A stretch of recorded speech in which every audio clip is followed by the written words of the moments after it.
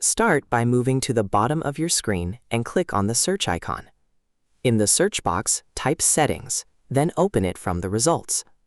Inside Settings, click on System from the available options. Windows 11 users may see a slightly different design, but the process is very similar. Keep scrolling until you find Clipboard, then open it. If you don't see it right away, use the Settings search option to locate it faster. Inside Clipboard Settings, look for Clipboard History and switch it on if it isn't already enabled.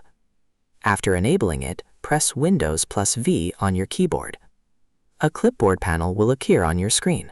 If you're opening it for the first time, the list may be empty.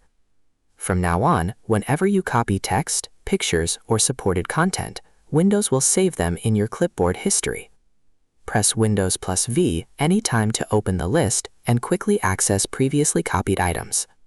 And that's how you can find and use clipboard history on a Windows PC or laptop.